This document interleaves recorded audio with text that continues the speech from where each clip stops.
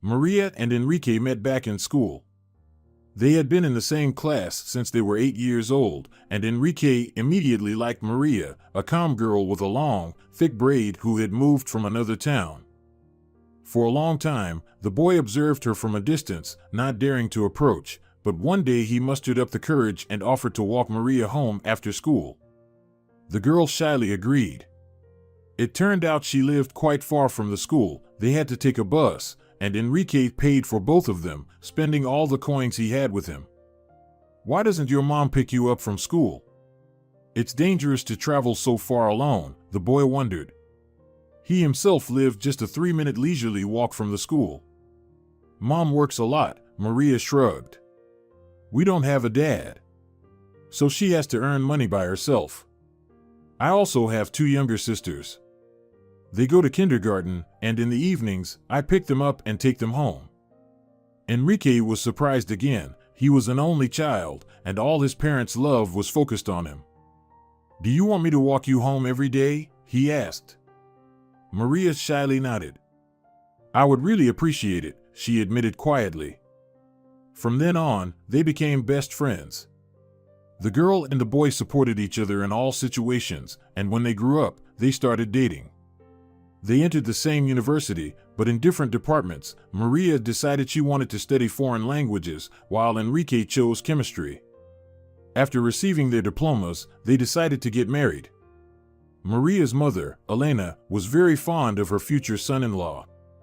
She thanked heaven every day that God had sent her daughter such a beloved. "I won't be afraid to die when I know you're in safe hands," Elena often told her daughter.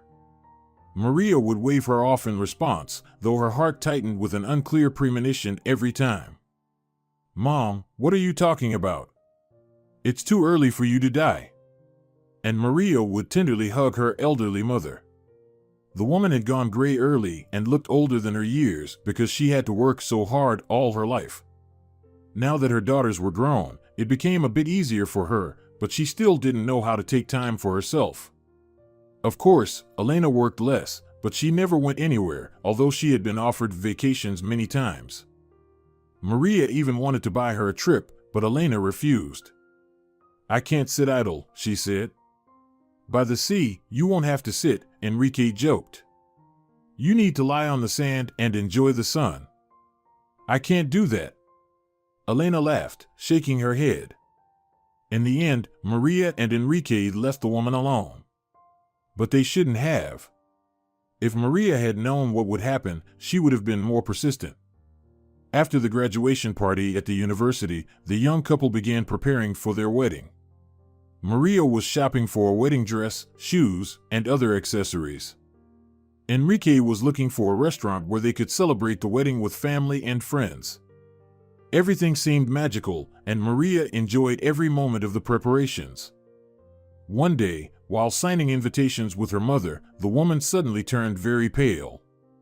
"Mom, what's wrong?" Maria asked, alarmed. "I feel dizzy," her mother admitted. "I've been feeling unwell all day." "Why didn't you say anything?" "You should have called the doctor," Maria said reproachfully. "Mom, you don't take care of yourself at all." "But I had to help you choose the wedding cake," Elena replied plaintively. Her voice was very weak, and she indeed looked unwell. Her eyes were watering, and her face was even paler than usual. "I could have managed on my own," Maria responded, touching Elena's forehead, and exclaimed in fear, "Mom, you're so hot. You have a fever." Elena only nodded in response. She tried to get up from the table but had no strength. Noticing this, Maria became very worried. "Mom, you look terrible. I'll call an ambulance right now." The girl quickly ran for the phone and called the doctors. Then she called Enrique and asked him to come over. He said he would be free in an hour. Maria helped Elena up and led her to the bedroom. As soon as the woman touched the pillow, her eyes closed, and she fell into a deep sleep. "Poor Mom," thought Maria. Finally, the ambulance arrived. The doctors went into Maria's mother's room and stayed there for about 15 minutes. Then an elderly doctor came out to Maria and said, "Your mother needs to be hospitalized urgently." She needs a thorough examination. According to her, she hasn't seen a doctor in a very long time. We suspect it's not just a simple cold. Maria fearfully covered her mouth with her hand. Poor Mom, she repeated aloud. You should have monitored her health more closely, the doctor said reproachfully. I'm afraid she has serious health problems. Hearing this, Maria began to cry. She gathered the necessary things and called Enrique again. They're taking Mom to the hospital, and I'm going with her, she said hurriedly into the phone.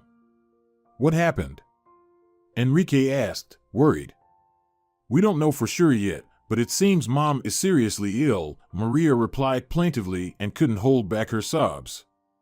Maria, are you crying? When are you leaving? I'll be there in 20 minutes. We're leaving right now, Enrique. Then I'll go straight to the hospital. The young man decided. No, it's not necessary, I can handle it, Maria replied softly. No, I don't want to leave you alone at a time like this, Enrique answered. Which hospital are you going to? Maria got the address from the doctor. I'll be there in 15 minutes, Enrique said and hung up. Maria mentally thanked him for his care. Seeing her beloved in the hospital lobby, she threw her arms around Enrique's neck. Thank you for coming, Maria whispered. Everything will be okay, Enrique replied. Elena was thoroughly examined, and the results were disappointing. She was diagnosed with a serious illness in a very advanced stage. To Maria's and Enrique's questions about the possibility of curing the illness, the doctors only shook their heads negatively. Unfortunately, you sought help too late, said Elena's attending physician. It is unlikely that medication and therapy can change anything. Only a miracle can help Elena now. Upon hearing the doctor's verdict, Maria wept bitterly, burying her face in Enrique's shoulder. He held her tightly and silently stroked her hair. Words could no longer help. All you can do is take care of your mother and give her all your love. She has no more than 2 or 3 years left to live. Maria cried even harder. She felt very sorry for her mother, who had dedicated her whole life to her children and now was doomed to die. A clear thought formed in Maria's mind. Now it was her turn to sacrifice something for her mother. When she told Enrique this, he only shook his head. Maria, it's not your fault. This was your mother's choice. You are not obliged to sacrifice anything, he said reasonably. But the girl did not agree with him. Mom did so much for us and our sisters, I cannot be ungrateful. I will do everything to make her last years as comfortable as possible. And your sisters? Should they also sacrifice their lives? Maria shook her head. No, the girls are getting their programming degrees abroad right now. Their lives are just beginning. They need to get an education. What about you? What about me? I was offered an assistant position at the university. I can work there part-time. The rest of the time, I will be by my mother's bedside. Enrique swallowed the lump in his throat. And me? And our upcoming wedding? He asked quietly. Maria cried. We'll have to cancel it. Right now, I can't devote time to my own family. Enrique couldn't believe what he heard. You want to break up with me, Maria? He asked, stunned. Maria looked at him sadly. No, I don't want to. You are the best thing in my life. But I can't do otherwise. My mother is very important to me. And you. You won't wait for me for 3 years, will you? Enrique gazed intently into Maria's eyes. I love you very much, Maria. I have loved you all my life. But now you have decided to sacrifice everything and push me away. I don't know what to say. With these words, Enrique stood up and, slightly staggering, walked down the hospital corridor toward the exit. Maria watched him go for a long time. She was sure she would never see him again. 3 months passed. Enrique neither called nor wrote to Maria, and the girl had long lost hope of ever seeing him again. She diligently took care of her mother and spent all her free time from work at the university by her bedside. The woman was slowly fading away. She was tormented by headaches and insomnia, and when she managed to sleep, her sleep was fitful. Elena had turned completely gray, becoming an old woman. Only her daughter could cheer her up, and Elena thanked God every night for giving her such a caring child. Maria's sisters also called almost every day, but they couldn't come. Their scholarships were barely enough for themselves. They were very worried about their mother and upset that they couldn't be there, but Maria reassured them, saying she was managing just fine. "But sometimes you must want to take a break and go somewhere," they said. "I'm fine with everything," Maria replied, though deep down she missed Enrique very much. Where is he now? What is he doing? Does he still think about her, or has he erased Maria from his mind forever, closing his heart to her? Maria didn't know the answers to these questions. She lived in the present, not looking back or peering into the future. The girl tried not to remember the happy moments she shared with Enrique, but he often appeared in her dreams at night. Maria woke up with tears in her eyes and couldn't forget the feeling of the familiar warmth of her beloved for a long time. And then, 3 months after he left, she found an email from Enrique in her inbox. At first, Maria couldn't believe her eyes. He hadn't been in touch for 3 months. Deep down, the girl thought he had decided to break up with her forever. And now this letter. With trembling hands, Maria clicked on it and began to read. "Darling, how are you? I hope you're doing well. How is Senora Elena? I would be very happy to hear that she is better. I'm sorry I disappeared for 3 long months. It was very difficult for me to understand and accept your decision to sacrifice our relationship. I always thought that loved ones should be together during the hardest times. I believed that it was easier to get through sad and difficult moments, which life, unfortunately, often throws at us. But you decided otherwise, and I respect your opinion. I couldn't stay in our town. Everything reminded me of our love and you. I couldn't walk down the street without remembering how we strolled along it together. Even at home, everything spoke to me about you, your gifts, our photos together. So I made a decision. I took only what was necessary, bought a bus ticket, withdrew all my savings, and went to the first city I knew nothing about. After spending a few days there, I moved on. In each city, I wandered the streets alone, went into cafes, and watched people. It was very painful for me to see young couples, similar to us, who were together. They held hands, talked, and I imagined you. What if we had gone on this journey together? But that was impossible, and I understood perfectly that you couldn't leave your mom. So I tried not to look at happy lovers and focused on my thoughts. I thought about how all my previous life plans were destroyed in an instant. Now I had nothing left. And I had to come up with something, gather the pieces together, and create a new picture to somehow continue the path. Of course, now I had neither landmarks nor a map, but that gave me an advantage. I could start over as I wanted. However, for a long time, I couldn't understand who I was. The wound inside me was too deep for me to breathe freely and dream about anything. Sometimes it seemed to me that I would never find peace and would wander the world for the rest of my life. As soon as I arrived in the next city, I immediately wanted to leave. On the road, I felt a little better. I could just dissolve into the music playing in my headphones and not think about what ruins my life had turned into. But in one of the towns, I wanted to stay for a while. It impressed me with its quiet tranquility. The town was old, and I spent a long time wandering the cobblestone streets, strolling through shady alleys, or by a beautiful lake, inhaling the fragrance of flowers. One midday, I was sitting by the lake near a pier where a group of boys was playing. The day was hot, and I lazily considered taking a swim but was in no hurry to decide. The boys were diving into the lake head first and resurfacing with splashes. One of the younger boys stood aside. They called him to join the fun, but he just waved them off. "You know I can't swim." "You'll learn." The older boys shouted at him with laughter. But the boy did not hurry to approach the edge of the pier. However, the others had no intention of leaving him alone. Two boys ran up to him, laughing and shouting, and, grabbing him by the arms, dragged him toward the water. The boy resisted as best he could, but the boys were older, tall, and strong. Eventually, there was a splash as the boy was pushed into the water. Seeing this, I jumped up. I could now see that the child was desperately flailing in the water, trying to grab the pilings supporting the pier's boards. The other boys, thinking he was pretending, laughed at him. I suddenly realized that the boy was drowning and that there was very little time left. I ran along the pier and, without undressing, jumped into the water. After swimming a few meters, I reached the child and, grabbing him, headed to the surface.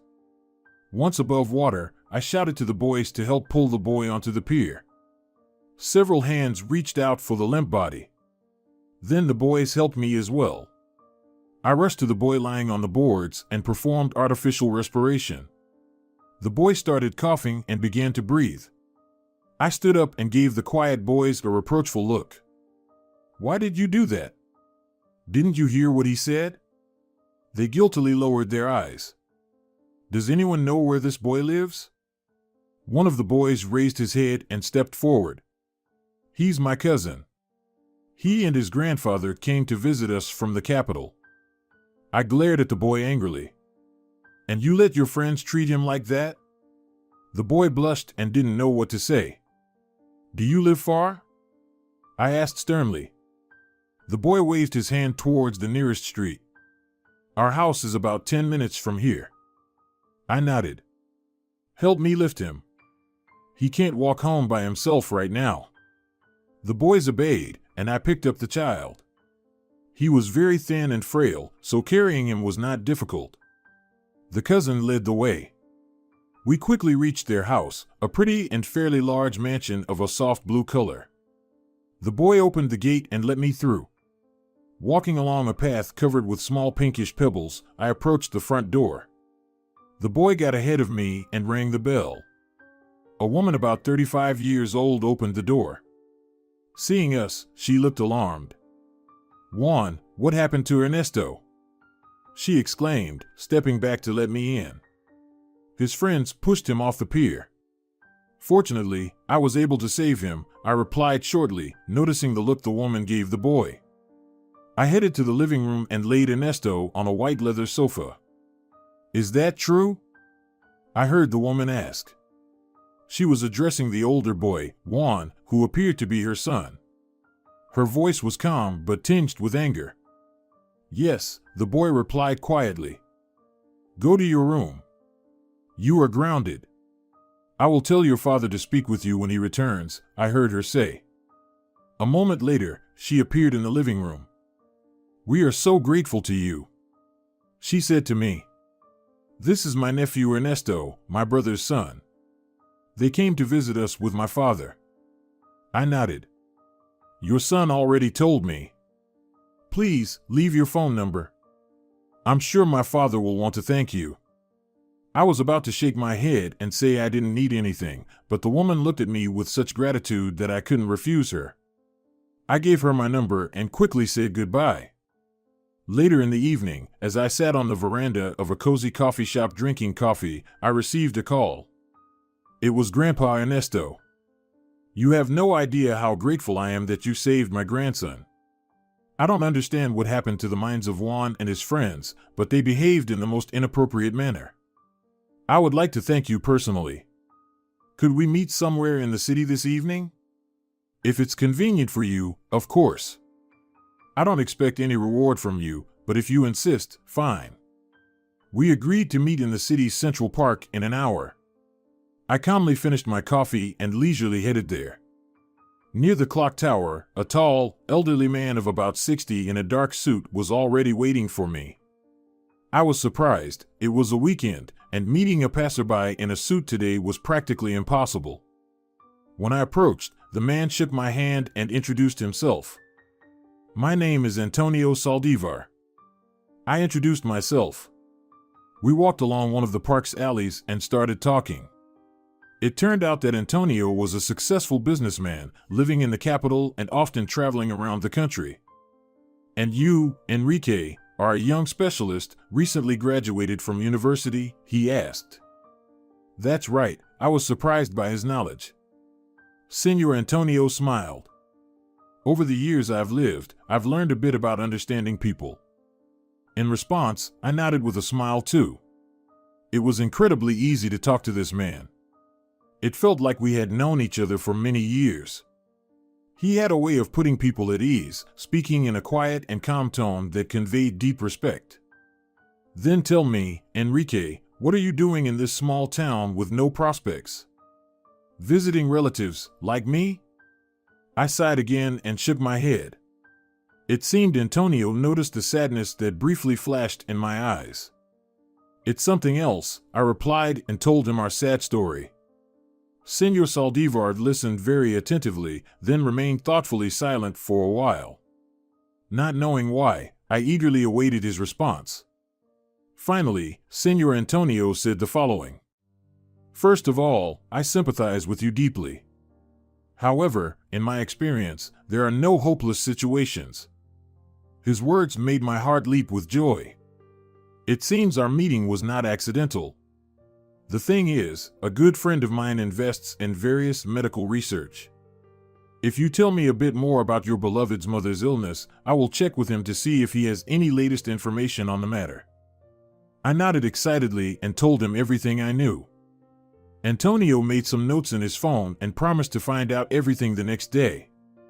We walked in the park for a while longer, then went to a coffee shop for a coffee, and finally said goodbye. I had the most pleasant impressions from that evening and couldn't fall asleep for a long time, reminiscing about our conversation. The next morning, I woke up very early and waited for Antonio's call. He called around noon and reported what he had found out. His friend is indeed investing quite a lot in the area we need. Can you imagine? Senor Antonio asked him to help us. Now I have the contacts of Senor Castro, Saldívar's friend. Maria, I am sure we cannot miss this opportunity. What if we really can help Senora Elena? Please reply to me as soon as possible, and I will immediately contact Senor Castro. P.S. I miss you terribly. Love, your Enrique. After reading this letter, Maria couldn't hold back her tears. Enrique still loves and misses her. And he also found a way to help her mother. Maria couldn't comprehend all of this. After gathering her thoughts a bit, she pressed the reply button and wrote, Dear Enrique, you can't imagine how grateful I am to you.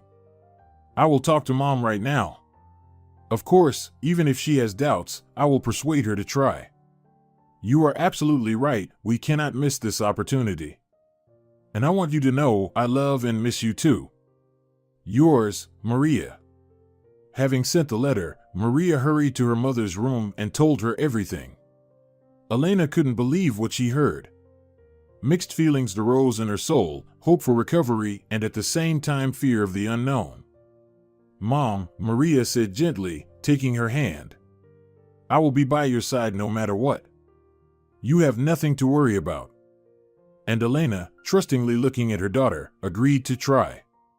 Maria wrote to Enrique about this and immediately received a reply that he would do everything he could. An hour later, the phone rang. Enrique's name appeared on Maria's smartphone display. With a voice trembling with excitement, the girl answered. Yes? Maria, she heard the familiar voice. Enrique. I am so happy to hear you, the girl exclaimed into the phone. Me too, her beloved replied and quickly added, I found out everything. Senor Castro, Antonio's friend, is ready to meet and help us. You need to come to the capital. I will be there too. Oh, Enrique. I am so worried. But I am sure that my mother has a chance. I will book tickets for the next flight right away. Great. Let me know afterwards so I can meet you. Enrique.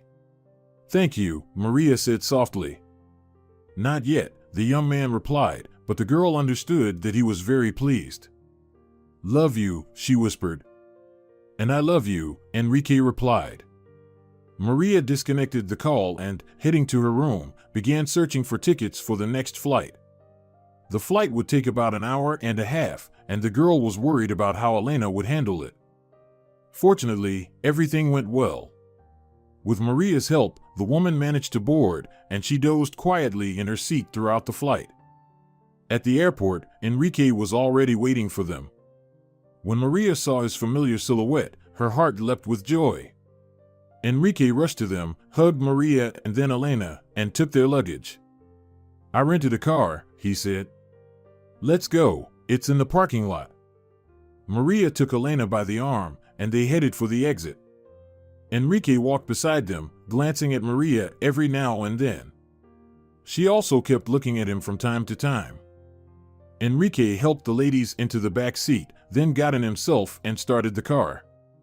"I haven't met Senor Castro yet, but I think he is as pleasant as Antonio Saldivar, with whom we quickly became friends." The car drove through the streets of the capital, and Maria eagerly looked at the city's buildings and skyscrapers. It seemed that life here flowed in a completely different dimension. Streams of people hurried about their business, and there were bright signs of bakeries, boutiques, coffee shops, and various companies everywhere. Elena dozed off again. The journey had exhausted her. Finally, Enrique parked near a tall office building. "This is where Senor Castro's company is located. He expects us at 2 o'clock. Maria only nodded in response. She completely trusted Enrique and was now ready to blindly follow him wherever he led them. The young man helped Elena out of the car, and they entered the building. A young, dark-skinned receptionist escorted them to the elevators, informing them that Senor Castro's office was on the 5th floor. "He is already expecting you," the young man added, nodding at Enrique. Enrique thanked the receptionist and called the elevator. Senor Castro's office turned out to be very bright and spacious. Its owner was busy when they knocked and entered. He was sorting through papers and signing them. Seeing the visitors, he gave a brief nod and gestured to the chairs on the other side of his wide desk. Enrique helped Elena sit down, pulled out a chair for Maria, and sat down himself. Senor Castro made a mixed impression on him. His stern appearance revealed a not very talkative person. He was very tall and thin, with a face covered in wrinkles and gray hair sticking out in all directions. Maria didn't like him at all, but she believed that this man could help her mother. The girl threw a quick glance at Enrique and understood that he had the same impression. He felt Maria looking at him and met her eyes. "Everything will be all right," she read in them. She quietly exhaled and relaxed a little. Finally, Senor Castro looked up from his papers. "I am ready to listen to you carefully," he said rather sternly, looking at Enrique. Enrique began to recount the details of Elena's illness. "You can help us, right?" Enrique asked at the end of his speech. Senor Castro remained silent for a long time. "Actually, I never do anything just like that. What you are asking me to do costs an enormous amount of money." He cast a critical glance at Enrique, Maria, and Elena, then continued dryly. "Judging by your appearance, you don't have that kind of money and probably never will." Maria was overwhelmed with a wave of anger, but she managed to restrain herself. "However, since Antonio, my good friend who once helped me a lot, has vouched for you, I cannot refuse your request." Maria felt the anxiety that had come over her with the anger start to recede. Senor Castro shuffled some papers from one pile to another and played with his pen.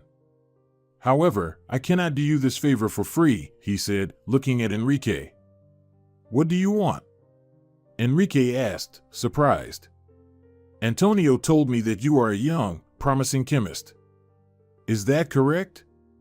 Senor Castro asked directly. Enrique nodded. "I just need fresh blood.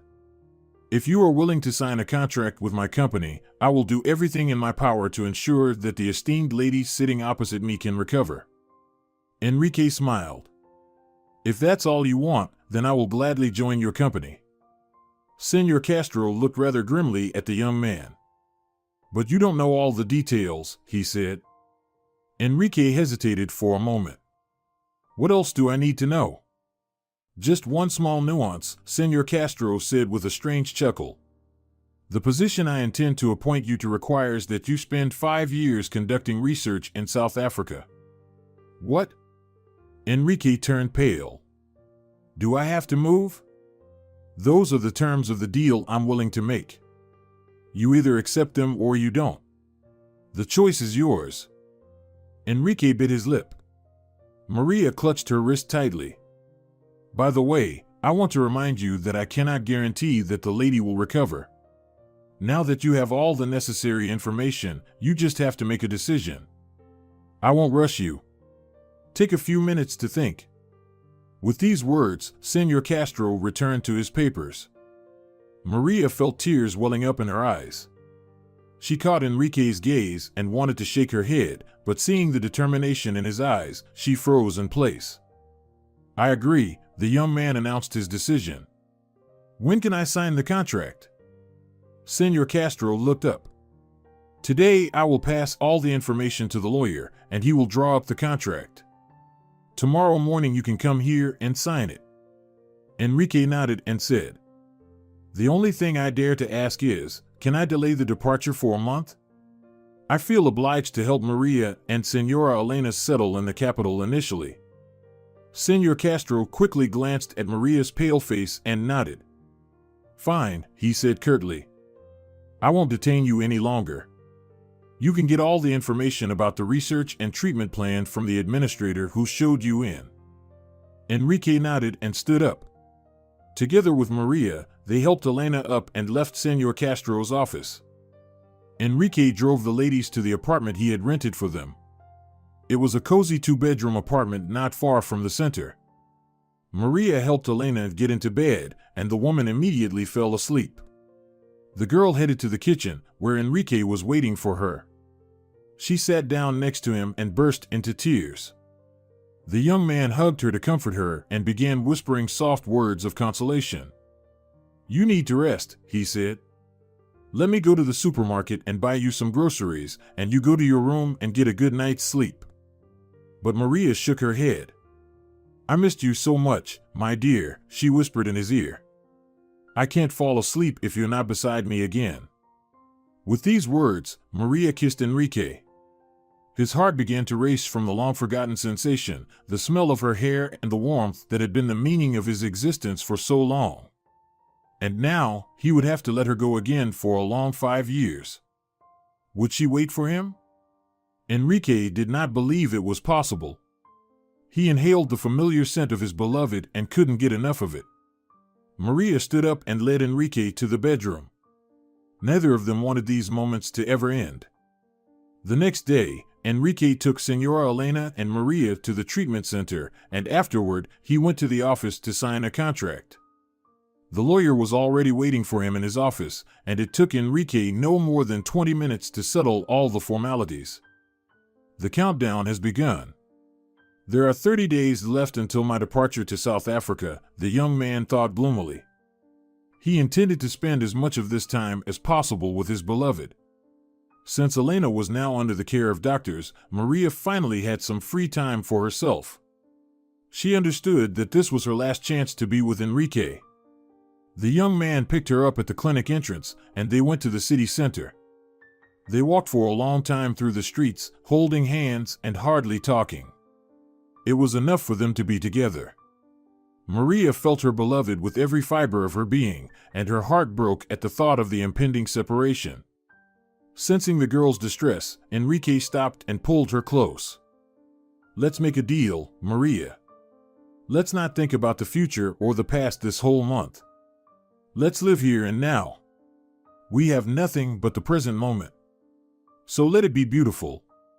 Maria nodded, wiping away her tears, and kissed Enrique. They went to a cozy cafe, ordered delicious food, and gazed into each other's eyes for a long time. Then they walked through the city again, and later visited Elena. The woman was feeling well. She said she liked the staff and the food she had been given for lunch. Then Maria felt that her mother was tired, so she kissed her and wished her good night. Enrique took the girl to her apartment, and they secluded themselves in the bedroom again, unable to let go of each other. Every day, Enrique took Maria to a new place after they visited Elena. It was noticeable that the woman was getting better and better, although she still felt weak and continued to suffer from pain. However, she looked to the future with optimism. She had found the motivation to fight for her life. Maria rejoiced, looking at her mother, and mentally thanked Enrique over and over again for what he had done for them. With her beloved, everything was rainbow-colored and cloudless, and Maria tried not to think about the upcoming separation. However, the days melted away like sugar in a hot cup of coffee. Maria didn't even notice how the month came to an end. Enrique was supposed to leave for South Africa in 2 days. His plane ticket had already been booked. He didn't let Maria out of his sight for a second. They hardly talked. The girl and the young man already knew what the other felt. The night before his departure, Enrique and Maria stayed up all night. They couldn't stop touching each other. "I want to look at you so that I never forget a single feature of your face," Enrique whispered in Maria's ear. She took a shaky breath, holding back tears. "In the morning, I'll take you to the airport," the girl replied, but Enrique shook his head. "There's no need," he objected. "I don't want you to cry there alone among strangers when I leave." Maria sighed and kissed him. Enrique stroked her hair for a long, long time. By early morning, they fell asleep.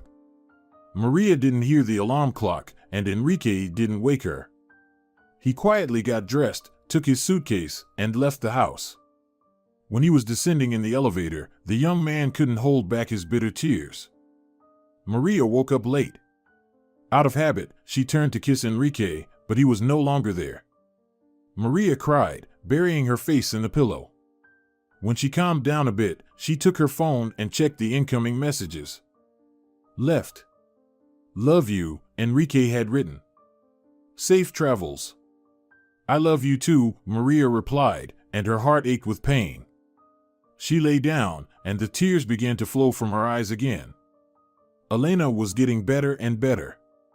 The treatment lasted about 3 months, and the latest medications were doing their job. The woman's headache stopped, and she didn't look as pale as usual. A pleasant blush appeared on her cheeks. Elena enjoyed walking through the small grove located on the clinic grounds. Sometimes Maria accompanied her, sometimes someone from the staff. The woman's appetite improved, and she happily interacted with other patients at the clinic. Life appeared before her in new colors. The illness was retreating, and now she no longer needed to rush anywhere, work hard, or take care of others. For the first time, Elena realized that she could take a deep breath and simply enjoy wonderful moments. Maria was very happy for her mother. They saw each other every day and talked for long periods about various topics. For the first time in many years, the girl felt kinship and closeness with her dearest person. She realized she could tell her mother everything that worried her, and she would respond with understanding, warmth, and kindness. Maria found solace in talking to her mother, although she still cried at night, missing Enrique. He called and wrote to her every day, but Maria knew this wouldn't last forever. Life had once again separated them, forcing them to go down different paths. But she passionately wanted to be with her beloved and prayed every night for God to give them another chance. Finally, Elena was discharged from the clinic, and they were able to return home. Initially, the woman needed to stay in bed, but she could take walks in the park and engage in any pleasant and calm activities. She became interested in knitting and macrame. When she was engaged in her favorite hobby, her face glowed with happiness, and Maria enjoyed watching her mother. Maria decided not to return to university but to take up remote work. She found translation jobs for articles and essays and spent a lot of time on the computer. Sometimes she worked from cozy coffee shops to add some variety to her days. Life slowly began to fall back into place. One day, in one of the coffee shops, a pleasant man sat next to Maria, and they talked for a long time. He asked for her phone number, and Maria agreed to give it to him. The next day, Javier, as the man was called, invited her to the theater. Maria didn't want to go, but Elena persuaded her. Go, darling, get out a bit. You spend too much time at home as it is. And life isn't eternal, I know that all too well now. Maria nodded and started getting ready for the theater. She put on a beautiful green dress made of soft velvet, high-heeled shoes, applied lipstick, and took a small clutch purse. "You look wonderful," Elena admired when she saw her daughter. Maria smiled. Her heart felt heavy. It seemed to her that she was betraying Enrique. Javier was waiting for her at the theater entrance. They had a lovely evening together, and the man drove Maria home in his car. Before saying goodbye, he wanted to kiss her, but she instinctively pulled away. "Is something wrong?" Javier was surprised. "No, you're a wonderful person," Maria replied, looking at him with sad eyes. "But the thing is, another man has long occupied my heart." "Then why aren't you together?" her companion asked. Maria felt tears welling up in her eyes. "He had to leave." Javier asked why Maria hadn't gone with him if she loved him, and the girl told him her story. The man sighed and nodded understandingly. "You can't abandon your mother, that's clear," he said. "But you shouldn't sacrifice your own life either." He shook his head, remembering something. "Once, I also lost the love of my life and regret it deeply. If I could turn back time, I would have fought till the end. But back then, I was too foolish." Maria listened to the man attentively. "So don't give up, Maria. Believe that you are meant to be together, and God will grant you His mercy." Maria nodded and hugged Javier, feeling immense gratitude. She got out of the car and walked home. Javier watched her with a long, thoughtful gaze. They never saw each other again. The next week, one of Maria's sisters called. "Hi, Maria. I'm calling to tell you some news. I'm coming home." Maria was taken aback and didn't know what to say at first. "What do you mean? Were you expelled?" she asked. "I realized I chose the wrong major," the girl explained with a sigh. "Programming and I are incompatible. But Nina can't stay away from the computer. I think she's already written several volumes of code." Maria paused, contemplating the information. "What will you do now?" she asked her sister. "I'm not sure yet," she replied. "I have a blog, and it seems like it will soon bring me a decent income. I hope it grows day by day. So, I won't rush into anything. I'll take a break and spend time with Mom. I miss her so much." "Yes, Mom misses you too. I'm glad you made a conscious decision. I hope you won't regret it." "No, I've already made up my mind," her sister said firmly, adding, "Listen, Maria, Mom told me on the phone that Enrique went to South Africa. Why don't you go to him? I'll look after Mom now." Maria couldn't believe her ears. Could it really be possible? Everything seemed so simple and yet unreal. She had thought for so long that her relationship with Enrique was doomed that now it was hard for her to believe she had another chance. She recalled Javier's words and smiled. "That's wonderful," she told her sister. "Thank you, dear. I got a ticket for Sunday. So, from Monday, you're officially free, sis." Maria smiled happily. "Then I'll go check flights," she said, feeling wings growing behind her back. She found a suitable flight and, feeling very nervous, called Enrique. He couldn't believe his ears when he heard Maria's excited and joyful voice sharing the news. "That's amazing," the young man whispered. "I'll cancel everything and meet you at the airport." Maria smiled. Next week, they would be together again.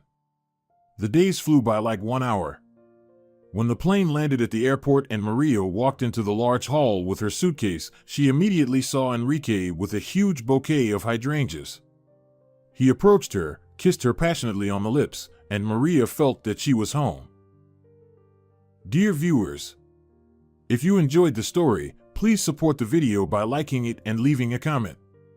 Thank you very much.